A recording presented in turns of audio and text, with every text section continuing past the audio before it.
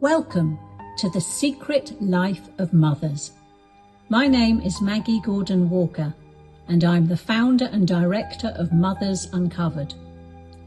Join us as we explore and share the incredible stories of mothers when life has thrown at them challenge and, in some cases, trauma. Discover how the skills we learn in matrescence, which means becoming a mother, can teach us about more than motherhood.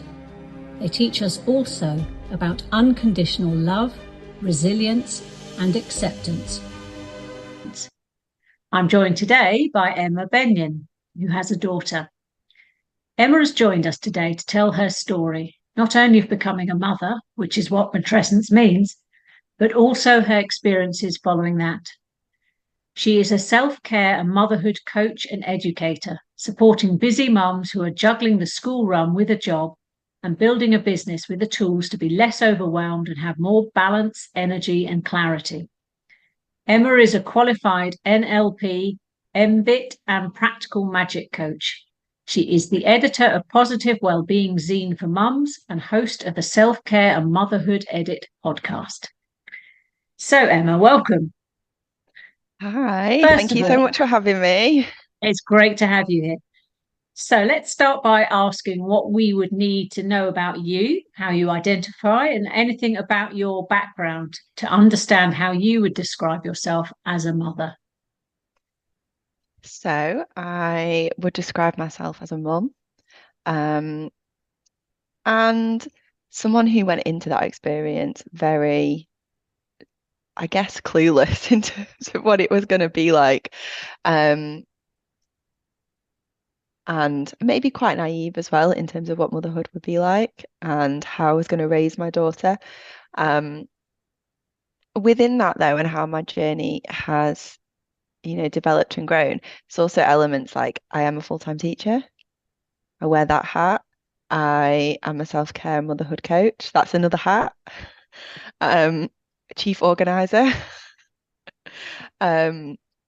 And person who does all of those other things, as so many of us mums do, like all of those jobs, all of those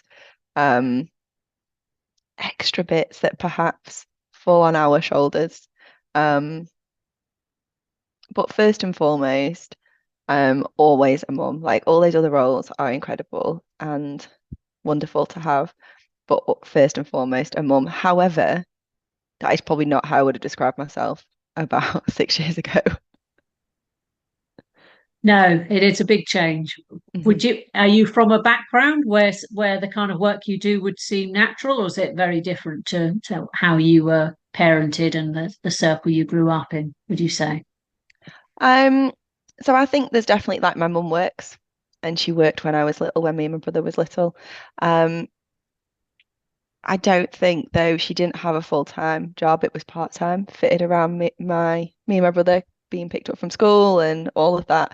And so really, and I'm the first grandchild as well in my family to have a baby. So that is a completely different, and there's no siblings, biological siblings for my daughter either. So that's a whole different environment to be in. And I think as, society's changed and developed, that village has disappeared, hasn't it? So actually that natural support system that you would have had around you is very, very different, especially when you are then working full time and your kid is going to nursery or childminder. So my daughter went to a childminder when I returned to work.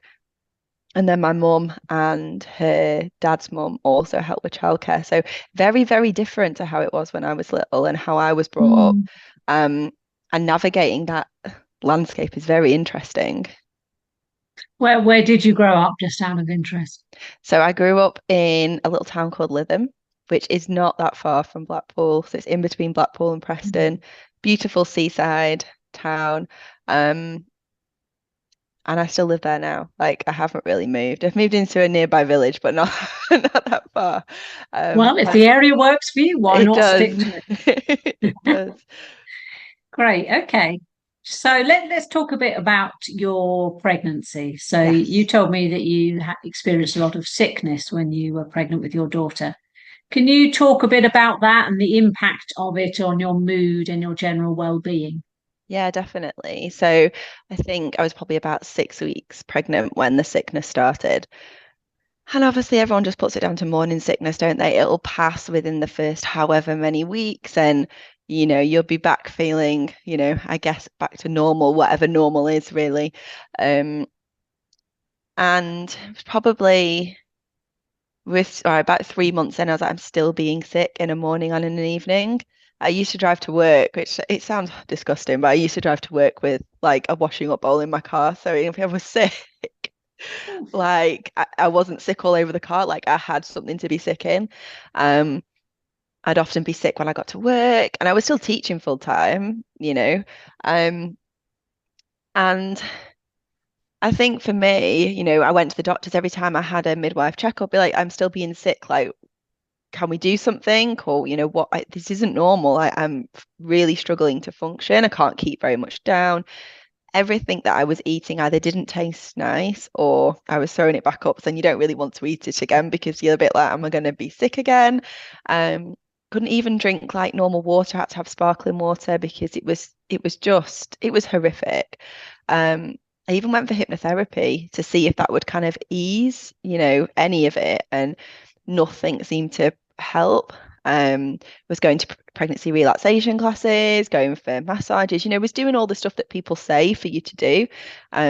However, every time I was going to a midwife appointment or was then going to the doctor, like, look, I need you to do something, it was always like, it's fine, baby's growing, not a problem. But I'm struggling. Like, I'm How? struggling. How can your baby be grown if you weren't I keeping honestly food don't know. down? I You honestly must have have no felt so idea. weak and Yeah, exhausted. I mean, it's tiring anyway, but you it must have been is. shattered. I remember coming home from work every night and literally, like, I would just get in bed. The telly would be on, I think probably with subtitles on because I was that tired. And then I'd be asleep by 8 o'clock. There was no real quality of life. There was Mm. some pockets of time where I wasn't being sick. I went away while I was pregnant, and I think for that, like maybe 2 weeks, I wasn't sick, and then 2 weeks later, back being sick. I was hospitalized a couple of times because I just literally couldn't keep even fluids down. Um, and I remember there being points where I remember going to a doctor's appointment. I think it was an out of hours appointment, and I asking for this anti-sickness medication. A consultant I've been with previously for another problem was like, no, you can take it. Like you're not taking it all the time. You're just taking it when it gets really bad. And the doctor was like, no, you can't take it. Your baby will have withdrawal symptoms. And I was like, but where's the evidence for that? Can you tell me and show me where that is? Because I am struggling and I need some help. Um, and I remember my mum going to pick up the prescription for me. I think I must have been, and then she'd gone to pick it up, or it was another prescription. It was the same prescription, but at a different time. And the pharmacist that she spoke to, who was also pregnant, was like, no, she can take it. Like there isn't a problem with it. She can take it. And mum was like, oh, right, well, she's been told that she can't take it. And if she does take it, then this, that, and the other. And so it's differing of opinion, isn't it? That actually one person says this, one person says another thing. And because my daughter was growing, it was very much like, well, it's whatever, it's not and thankfully that actual the information about pregnancy sickness and HG and all of that seems to be hopefully getting crossed now. And there's been lots of changes, hasn't there, in terms of in the UK, in terms of legislation for that, which is absolutely amazing to see. But for me, that kind of going and, being like, I need help, but then not getting it very much then led into that low mood. I was anxious all the time. I remember ringing the midwife being like, I'm not eating anything. And this was like somebody at work was like, you need to ring and speak to somebody. Like you're not keeping anything down. And actually all you're eating is, I think I was eating hula hoops and I was drinking sparkling water. That was my diet, which is a really poor diet. And I remember ringing the midwife. She's like, no, it's fine. As long as you're eating something, it really doesn't matter. I'm like, but I'm eating hula hoops. Like, um, so everything felt very much like, and this is the reason why I started doing what I was doing, because it felt like my voice as a mom was no longer important. As long as baby was okay. And I felt so much like a vessel that actually I didn't matter anymore. My needs, my wants, none of it mattered. And then I think you get that same kind of, when baby's born, well, how's baby? How's baby? How's she doing? Well, how about me? Like I'm still a person, I'm still here. And that, that, don't get me wrong, I had an absolutely incredible support network around me, and especially in those weeks and months after my daughter was born. But the people that you're asking for help from in terms of professionals who you trust, don't you, to give you that advice, to support you, wasn't there for me at that time. Um, and also then, as you know, and I know we're talking about pregnancy right now, but that same level of kind of feeling ignored or like I wasn't important then continued when I was diagnosed with postnatal depression as well. The midwife didn't check up on me. She didn't come back and see me. The health visitor, there was no kind of like external support. She came and did a form and then didn't come back again. Um, and obviously, all of that, you look at the bigger picture and there's cuts and all of that. But ultimately, that led to me that, and obviously the other, instances I've talked about, to definitely feeling like my voice was not important and wasn't heard. Definitely. Well, yeah, I was going to say because I experienced that too, actually, in pregnancy. My inner ear kept getting blocked up, so I'd feel really giddy. Hmm. And I couldn't work. And I remember a doctor, no, you can't have anything. And then, interestingly, a female doctor said, yes, she can. You can have this, and it was fine. Hmm. Maybe sleepy because I didn't sleep at all in my Hmm. first pregnancy, so that was not take it in the evening. But yeah, it is. You do feel like a vessel. I mean, nothing Hmm. says Handmaid's Tale more than Mm. going through pregnancy and birth. Hmm. Yeah, I'm sorry you had such a dreadful time, but I'm glad you had the support afterwards.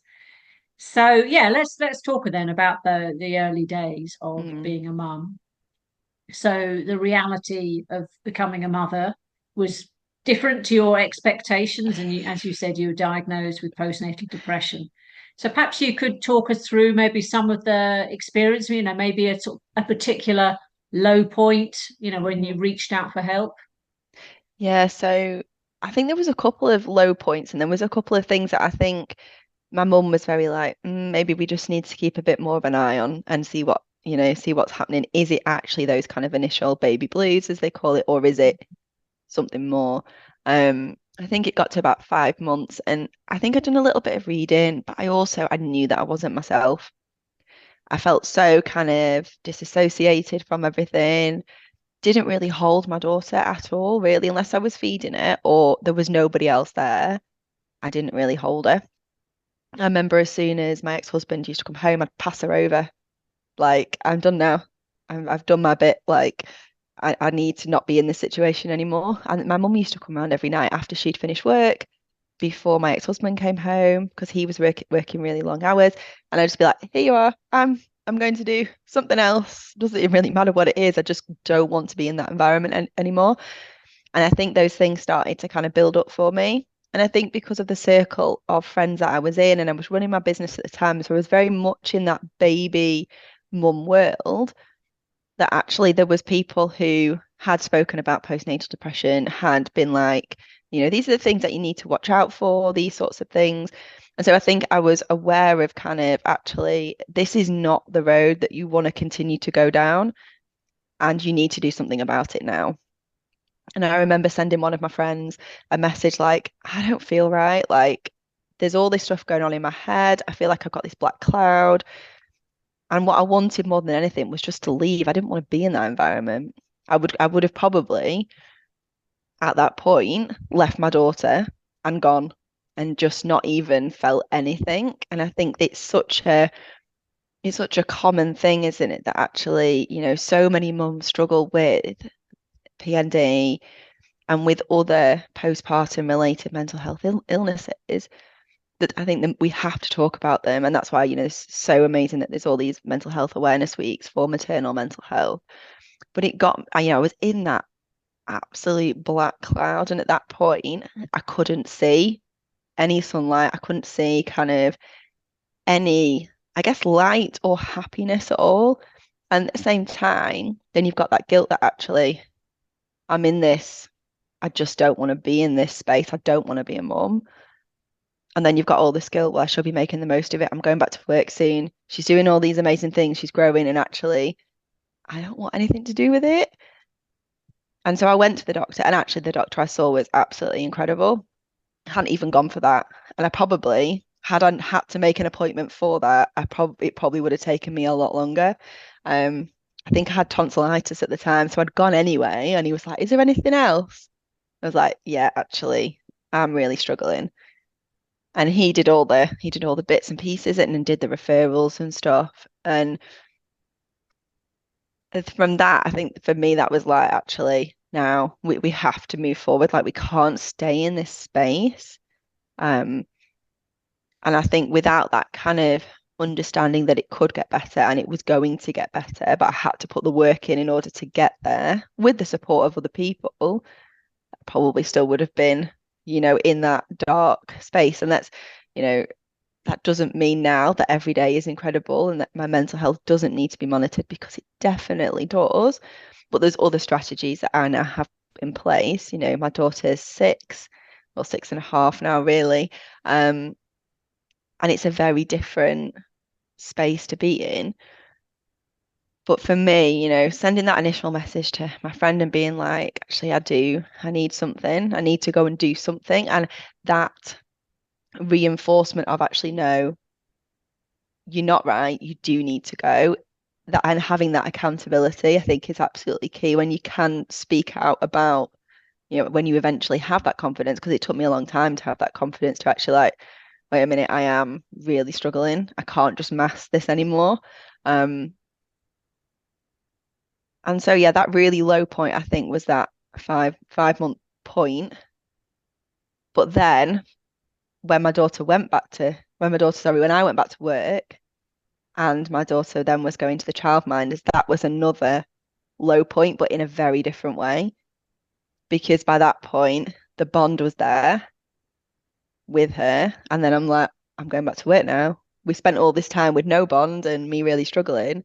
And now here we are another 5 months later, and I'm going back to work. You're going to the childminders. And actually, I'm not quite ready to leave you now. And so but I think we experience those different things throughout our motherhood journey, don't we? Like it's a massive roller coaster, up, down, different chapters, different seasons, different phases of all those highs and lows. And I also think without any of those experiences, I wouldn't be doing what I'm doing now. And I also wouldn't be the mum that I am able to be now because of all of that. Definitely, yeah. That it is usually it's only after you come through something you look back and think, Mhm. whoa. I mean, yeah, just right at the start you talked about baby blues, which is a Mhm. phrase I just think is so offensive and should be Mm. permanently sacked off, because it's belittling Yeah. what mothers go through, which even if you had a blissful pregnancy and birth and lots of support, even then you're going to struggle at points. And Hmm. the majority of women will struggle quite a bit more. I'd be interested to know, because you had a support network, Hmm. do you didn't mention so much about the birth. Do you think the birth had an impact on how it was, or do you think it would? I mean, obviously you can't split yourself in two and know No. one way or the other, but for some people it's birth trauma leads them off Yeah. down that path of not coping. For others, they had quite a good birth, but then it kicks in Hmm. afterwards. Do you have a sense of where you sit Um, on that? I think the birth was probably the best bit of all.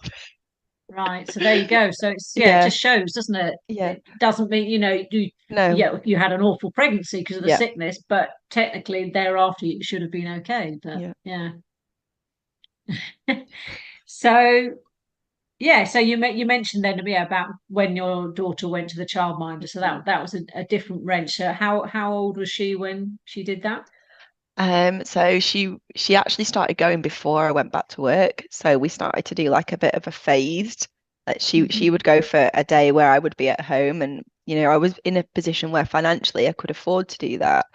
But also for both of us, it was very much a let's just take baby steps with this, because and she probably would have had no idea. Like she was about 11 months old at that time. But for me, I was like, actually, this is the way that we need to gradually do this, because I'm not quite ready for you to go anywhere else right now.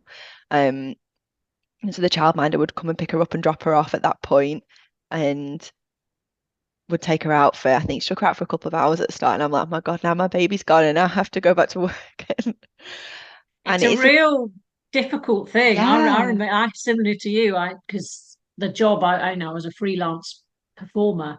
So I kind of didn't really know what I was going to do, but I had a childminder for just sort of one short day a Hmm. week. So it was like, yes, some time to myself. Like, oh my God, now I'm Yeah, on my own. I don't know what yeah. to do. And I like remember wandering around, thinking, I need to do all this stuff, and I don't want to. I'll burst into tears. It was all too much because it is. It's like saying, right, well, I'll just cut my arm off, and I Yeah, don't need yeah. that anymore, and I might get it back. It's like, no, my arm. Where's my arm gone? It takes a long time Hmm. that you crave the time to yourself, and yet as soon as Hmm. your baby's not there, you miss them. Hmm. It's a real push pull. Anyway, she did go to the childminder, She and did. presumably then you adjusted to that difference, and Yes. then you started your work. So you told me you always had a sort of creative side to your nature. So can you talk us through the setting up of Positive Zone and explain what that is for our listeners? Yeah, of course. So my background is as a photographer. That's what I teach, photography, I teach graphics, I teach art and design. So that's always been, right since I was little, art, being creative has always been a massive part of my life. And I'd run a business previous to my daughter being born. And that was very different, very hands-on, very craft-based. I was doing lots of craft fairs, selling lots of stuff online, but it was very labor intensive. It was very kind of, I guess, storage heavy. And actually, I think it was a couple of weeks after she was born, although I'd kind of been considering before she was born, very much like this is not going to be sustainable with a baby. And actually, as much as it was growing and it was doing really well, actually, I just wanted to focus on being a mum, not doing anything else. However, when she was about 4 weeks old, conversation with some friends and some family, they were like, "Oh, you should do this. Like, you've got the skills. Why don't you start doing these?" And it was some like little mummy cards. Like today, I got to drink my tea in peace, or I got to drink my cup of tea hot, or I got to go out by myself, or I put a wash on, or I wore clean clothes, so the baby wasn't sick on me. And that's kind of where it started. And I began to, within that space, share all these stories of honest motherhood because everything I've been reading that I think had also partially led to how I was feeling in terms of my voice wasn't heard, I wasn't important. All of it was so baby led, like this is what your baby should wear, this is how much your baby should sleep, and this is what all the activities you should be doing with your baby. And nowhere in there was there anything about mum. This is what mum could be doing to support herself while baby's doing whatever. This is, I couldn't find any of that. And I couldn't find stories. And it's honestly that it's so much better now in terms of what people are sharing and how many people out there are doing this sort of thing in terms of really sharing that honest, really raw version of motherhood. Because for not everybody, it isn't that glowing pregnancy. You get luscious long hair and everything looks amazing and you feel amazing and you have your baby and it's incredible and they sleep and etc. etc. Like for a lot of people, that's not real. That doesn't happen. They might get bits of that. Um, and so that real, honest version was what I wanted to share. So we started with these cards and it was all very, I was super excited, but it was also became my thing for me because I needed that creative outlet. I needed something for me. And I think that's something that also helped me to not feel as low as I potentially could have been had I not had that outlet. So the magazine and the Positive Wellbeing Zine for Mums came a couple of months before I went back to work. So Isabella would have been, my daughter would have been about 9 months old.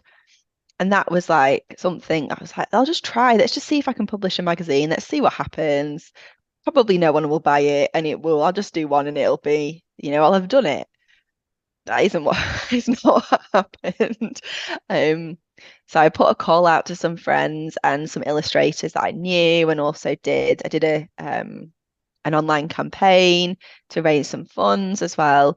I think it was a Kickstarter campaign that I ran. And so I started to kind of get this, visibility with it as much as I could at that point. I was still learning how, social media works, how to promote a business, all of this stuff. Um, Put the magazine out there in the September. I'd only ordered, I think, like really minimal amount of printed copies because printing is massively expensive. And obviously I was investing essentially my maternity fund, money that I'd saved. Um, and they sold out within 5 days. And I was like, oh my gosh, like, and that showed me that actually, what I was doing was important. Also, there was this absolute need for these stories, for ways that mums can support themselves, for people sharing all their knowledge and words of wisdom in relation to motherhood, not just early motherhood. The magazine, as it's grown and developed over the past 6 years, has also started to talk about, how that journey changes, all those different elements, not just mum and new baby, but also how that changes as they grow older, as they become toddlers, as they go to school, as they become teenagers and onwards.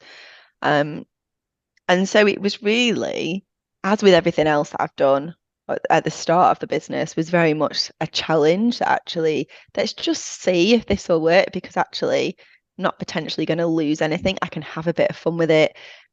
And if it goes hugely wrong, it goes hugely wrong. And that's very much, I think, that creative mindset of let's problem solve, let's try it. If I make a mistake, well, let's try something else and see what happens.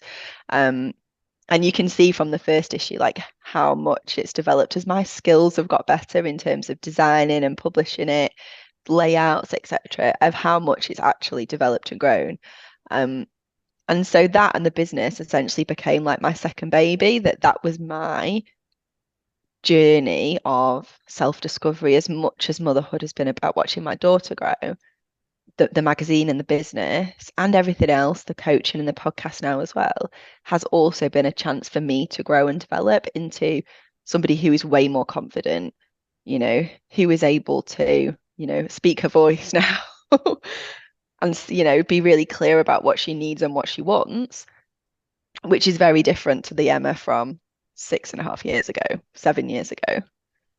That's amazing that that's done that for your confidence. Mm.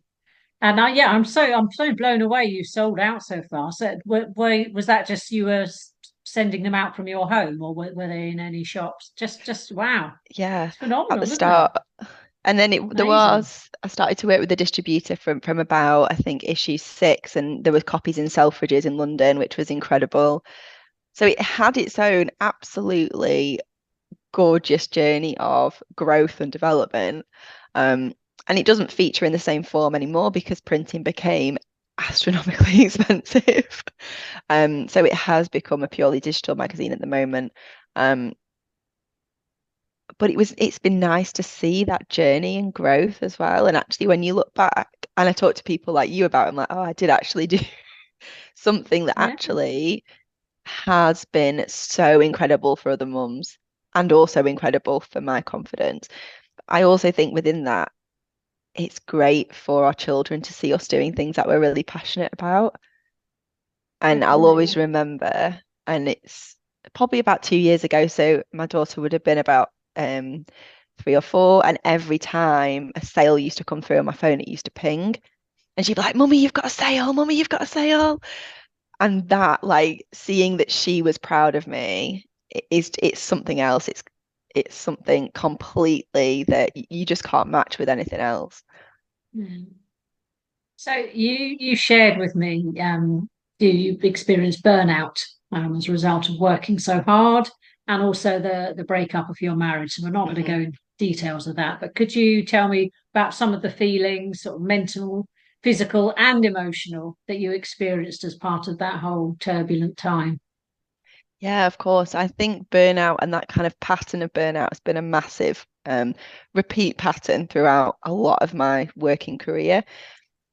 Motherhood adds a whole other element to that, doesn't it? That extra mental load of weight that we carry as mums of school uniform, as everything. Is all of that stuff done and the stuff that you have to remember and where your kids have to be and all of that extra weight. And then juggling that plus relationships plus career plus business and just keeping busy all of the time, which is something that I used to do, and thankfully is no longer something that I do. There is time built in there for rest, but that's definitely had to be something that I've had to learn how to do, to stop and be like, actually, no, I don't need to do that right now. It's not urgent. It can wait. Because that cycle of burnout, that cycle of overwhelm, and then leading to a point where actually I'm just too exhausted to do anything, can't give anything to anybody. I'm impatient, I'm a bit grumpy, raise my voice because I just don't have that capacity in that space to give anything more. And definitely over kind of the past 18 months, that's definitely been something I've been like, actually, now we need to do something about, like noticing that pattern and having that self-awareness is absolutely key. And that's, through all the coaching training that I've done, through all of those experiences, that self-awareness of actually, that is a pattern of behavior. However, there's choices within that I can make that mean I don't have to stay in there, and I'm not going to then end up exhausted and then end up completely depleted and not actually able to give what I'd like to be able to give as a mom, at work, in my business. And so I think it's noticing that, isn't it? That actually, when I'm starting to getting a bit frazzled, when that overwhelm of, oh my God, I've got all these things that I need to do. I found myself earlier on today getting quite stressed about everything that needs to be done in the next 2 weeks over Easter. I'm like, actually, let's just write it down. How many things is it that I do actually need to do that are urgent? And actually, half of them are not urgent and don't have to be done in the next 2 weeks. And that's absolutely fine. But having that self-awareness, because previously I was like, I need to get all of that done. Like, it doesn't matter whether it's urgent or not. I am working flat out till all of that is done. And then you end up with somebody who doesn't have anything else to give. So it just becomes a vicious cycle, doesn't it? However, now having that self-awareness and actually being like, I do need to take better care of myself, not just when I'm in that state, because it's very hard when you're in that overwhelmed, stressed out, depleted, exhausted state to then actually do anything for yourself. Actually, I need to be proactive in this now so that I'm not ending up at that point. Just the burnout and the kind of panic and overwhelm, was that in any way similar to your feelings and experiences in the early days of your motherhood? Were there any similarities, or was it completely different sensations and feelings you had? That's a tough question. Yeah, it just occurred to me as you were talking. I Yeah. mean, because I remember the kind of turmoil I was in those early days. And it didn't feel like any time subsequent when I felt a bit overwhelmed, but it did have, some of the same Mm, symptoms, that kind of like fluttering in the stomach or mm. heart, just feeling a bit jittery or twitchy. Yeah, I think for me it would definitely be like that, like brain fog, like complete, like I can't think, I can't do. That was definitely what I experienced in those early motherhood days. That still now I can see when I'm getting to that burnout point, actually, I just can't think straight. I can't get any clarity. I can't really focus on what I'm doing. And I remember that being something during those early days, actually. I would miss things, I would forget to do things, or, because I was just completely not in. I guess really is what we're talking about is not able to being present in that moment because we're elsewhere and 500 other things are taking our attention. So the overwhelm, that probably made you feel quite emotional, I would imagine. That just like you feel like you're drowning or swamped by Yes, things to do. Yeah. yes, definitely. Yeah, and it takes a lot of sort of skill and management to just, as you say, sort of put Mm, inessential things to one side and focus on the main things. hmm. It's often helpful if you have somebody else to do that same, Yes. right? Don't do this, but you have to do it, learn how to do it yourself. So on this podcast, we like to think about the concept of post-traumatic growth as opposed to Hmm. post-traumatic stress. So out of the experiences you've been through, so firstly the postnatal depression and then the burnout, how do you think this has changed you, and how do you think you've grown as a mother because of it? I think it's changed me massively. So if I think back to Emma, who was before I was pregnant, I wasn't confident. I wouldn't really speak up in conversation. I was quite quiet. I didn't really go out and socialize. I was quite happy just to be at home. Um, and I wouldn't have really tried new things. I wouldn't have just been like, I'll just see what happens. Let's just go and do it. Um, and since those experiences, and I think for me, realizing that actually my daughter deserved a mum who was at her best. Mhm. And I also deserve that too, to be at my best. Um, and I think when I had that realization and the realization that I've been living life in all of that experience, like even before becoming a mom and before kind of I went on that huge transformative journey, really in the last 3.5 years. Actually, before that, I've been living life, if you think about a motorway, just probably on the hard shoulder, maybe coming out into the slow lane occasionally. And now I'm like middle lane, fast lane. Sometimes might come back over to the slow lane if I need a bit of a rest, but actually, I'm not, just sat there watching life idly pass me by anymore. I'm having fun, I'm confident, I'm putting myself out there. And that's, you know, if we that's what we want for our children, isn't it? We want them to be confident, we want them to be happy, we want them to feel like they can be themselves, that their voice is heard, that they can, make mistakes, take chances, see what happens. Ultimately, if we're not doing that for ourselves, how can we model that for our children as well? And Mhm. so I think I have an absolutely incredible relationship with my daughter now. And, we talk about stuff. I remember her saying to me something about getting mummy being sick, which she was obviously referring to when she was little. It was obviously a conversation between adults as well. And she's like, I don't want mummy to get sick again. And, that's obviously as she grows, I will have those conversations with her. I wasn't well. And that's part of what happened. It's part of our story together.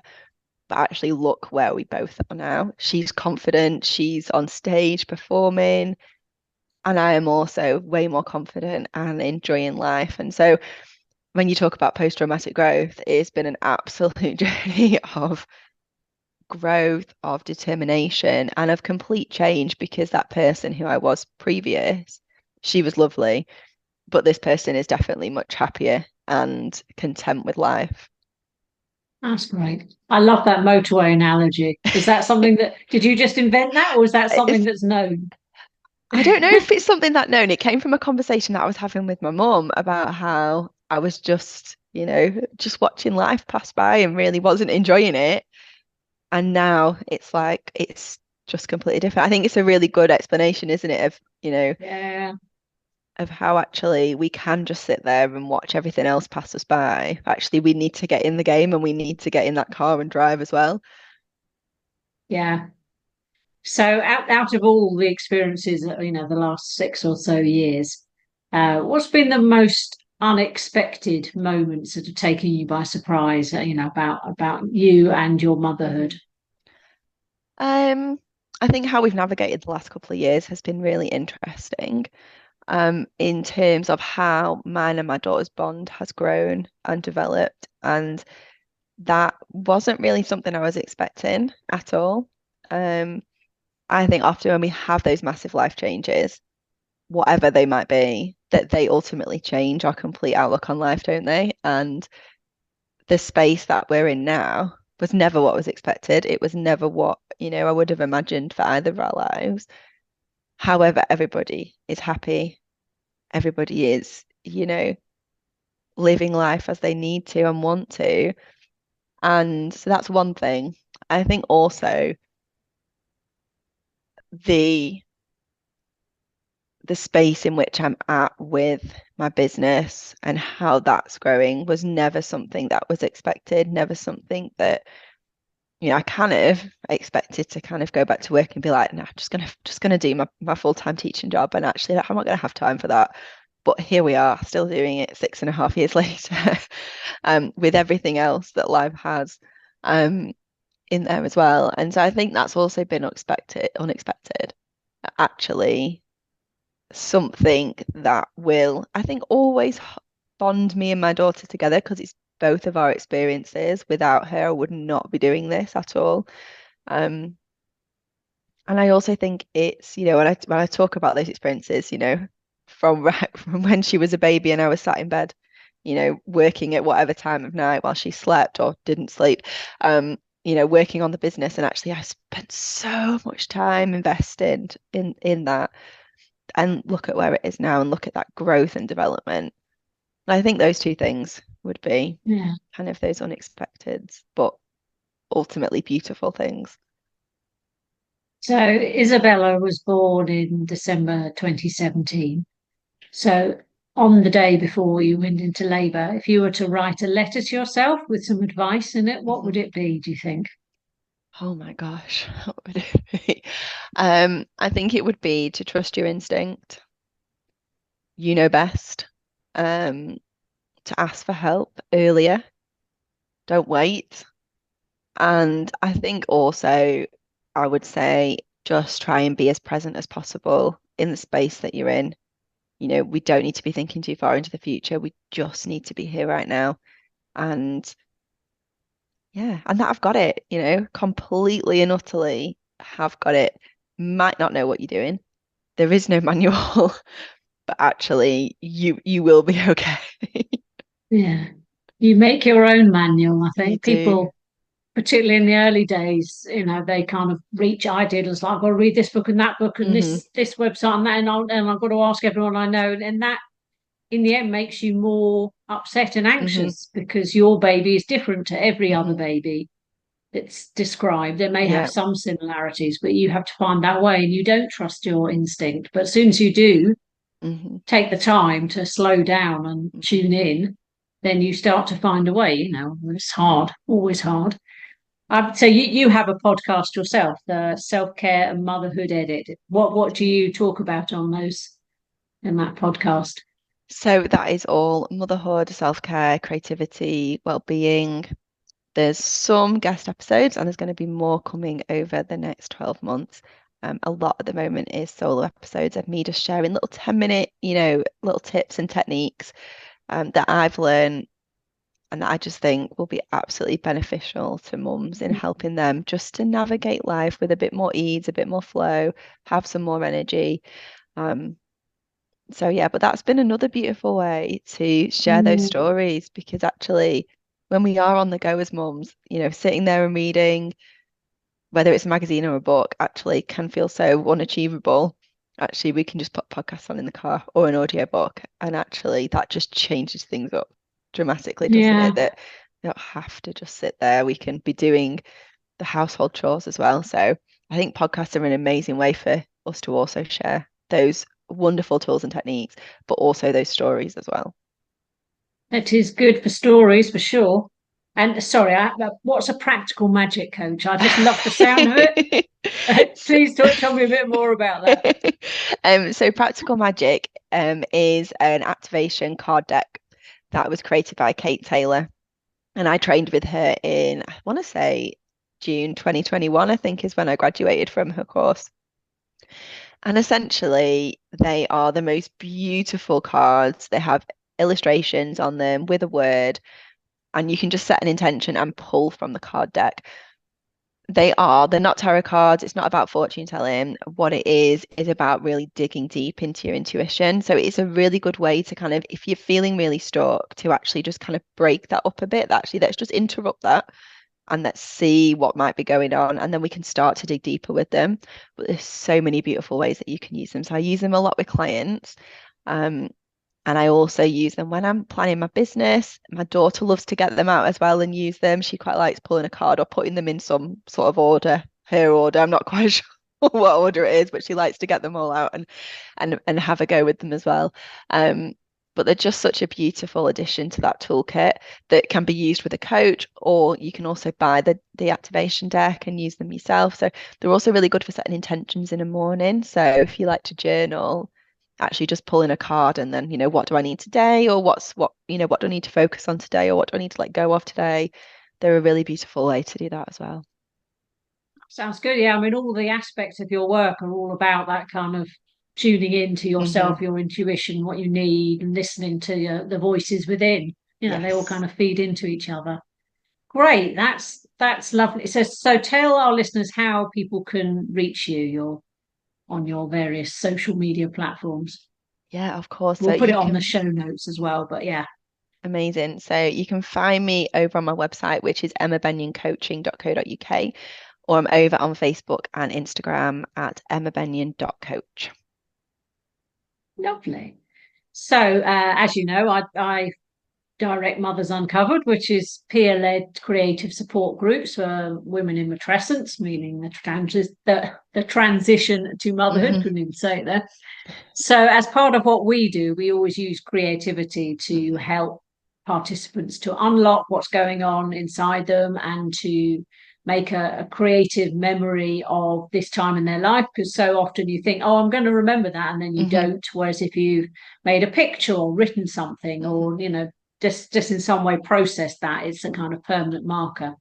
So as a little nod to that, we like to end our episodes with a little creative juice, I Hmm. suppose. So you've chosen a song, I think, to I end have. the podcast with. Would you like to tell us what it is and why you have chosen it? So I have chosen That Don't Impress Me Much by Shania Twain, which probably just has no meaning in terms of my motherhood journey at all, apart from me and Isabella absolutely love kitchen discos, and we will often just put on Shania, Britney, bit of Backstreet Boys, etc., etc., and we will just dance in the kitchen or in the car at the moment because we've got some long school journeys. So that is, music and singing and dancing is one of the things that the two of us absolutely love to do together. With the disco lights sometimes, just really loud, just being ourselves and having fun and spending that time together. I think that's great, and I think that don't impress me much could be said to anyone who's telling you how you should live your life when it's not the way you want to Definitely. live your life. It's like you as a mum, you know the best way. You don't be telling me what I should and shouldn't be doing. Hmm. So yeah, good on Shania. Good on you, Emma. It's been really lovely talking to you. Thank you very much. Thank you.